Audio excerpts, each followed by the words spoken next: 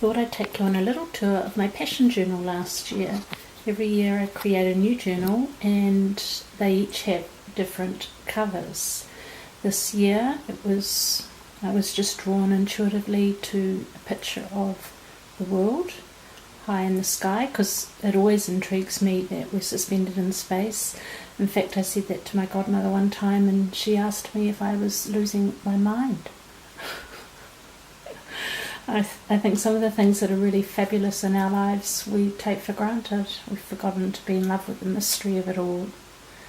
I also drew these lines, just again using my intuition, and as I delved deeper into why I did that, it was very much driven by the saying, as above, so below. Let's have a look. I love creating a new journal every year. I don't tend to make it perfect or plan it out or be a perfectionist about it. And I like looking back, as I am now with you, and to see what things I might have achieved. So for me, a big part of last year was really coming into my true essence, to living more creatively and working with my passions, and leaving behind a lot of the corporate work that I used to do, the corporate coaching and working in prisons with leadership teams. And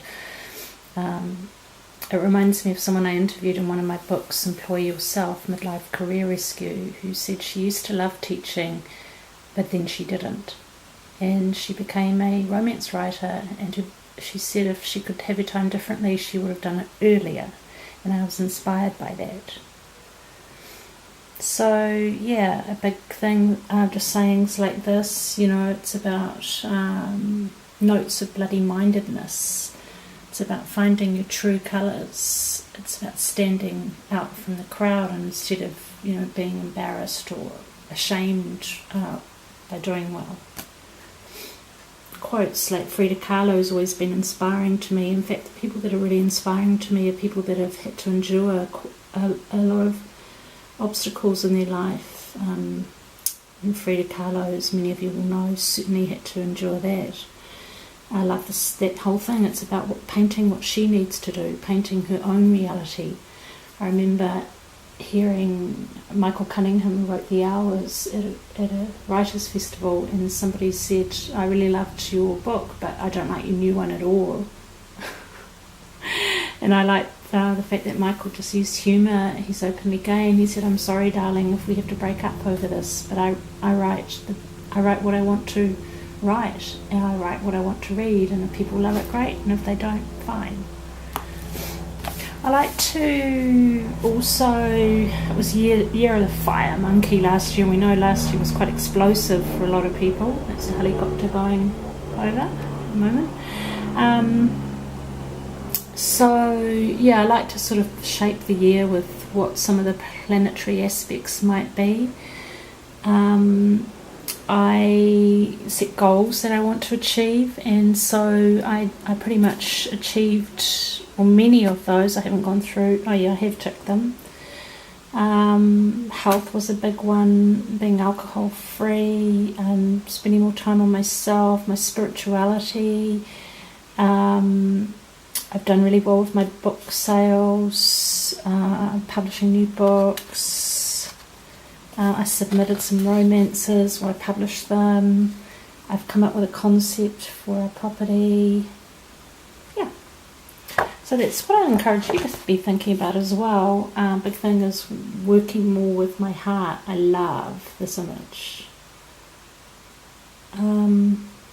Which is your most loving choice? Give yourself over to love to such an extent that you can move beyond your normal limitations.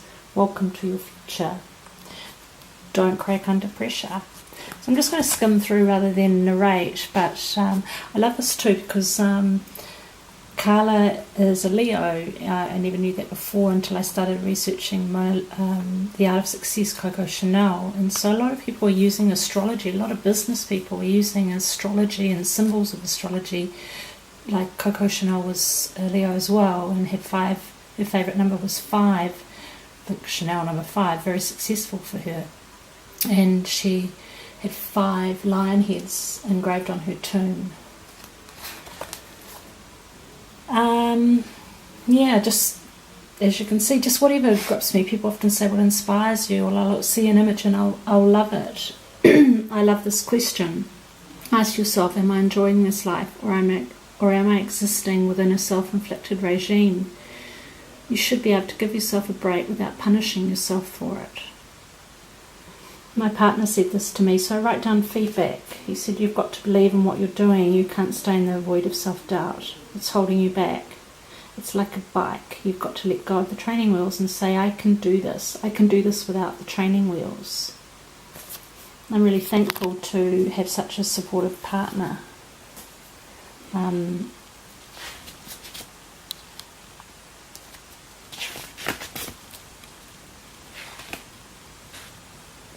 Yeah, as you can see, just all sorts of images, inspiring things that other successful people have said. Writing things. Nora Roberts, she's prolific, she's really inspiring to me. That quote, the work of the artisan is the work of hands and hearts. Any articles that stand out, how best to achieve your goals. Some of the feedback that I've received and how well the book's been doing, bestseller and job hunting, that was a highlight last year. This was some feedback I got on my romance novel, and while it's a rejection letter, it's pretty comprehensive and really, really encouraging. And I really liked the fact that she gave so much positive feedback. The fact, people that, probably have to keep my camera this way.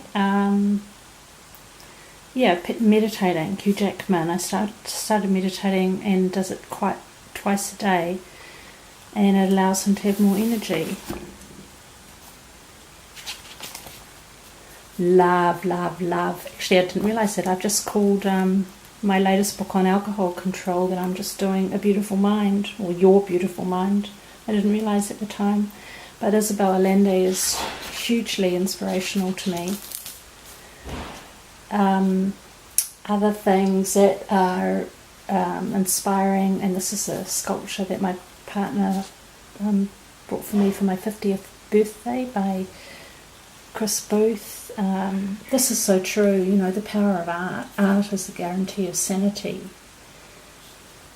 This thing, I have many eclectic passions, but it's one love, and that is the passion for passion. Anyway, I hope, just a last thing, if you flick through, I create, as I go along, I create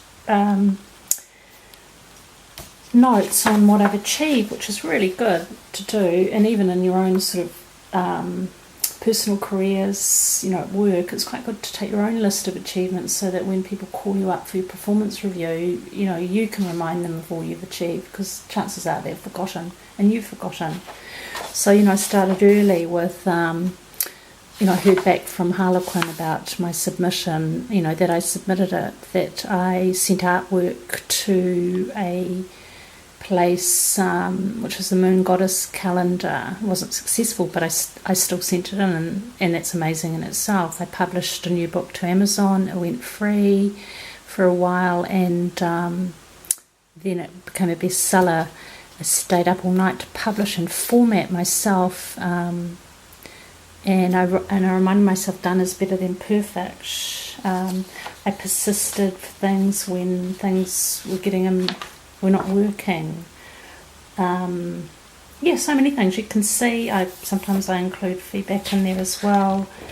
And I developed a new website on the 30th of November.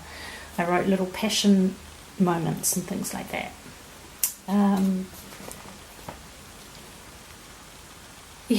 Feedback. I think you've got to keep your own praise file. I think it's really really cool. So it's encouraging when you're feeling a bit flat or feeling like you can't achieve something. Another thing that I do actually to manifest my goals, you can see here, I created a mouse pad for my passion project this year, but more on that later. Hope this has been helpful.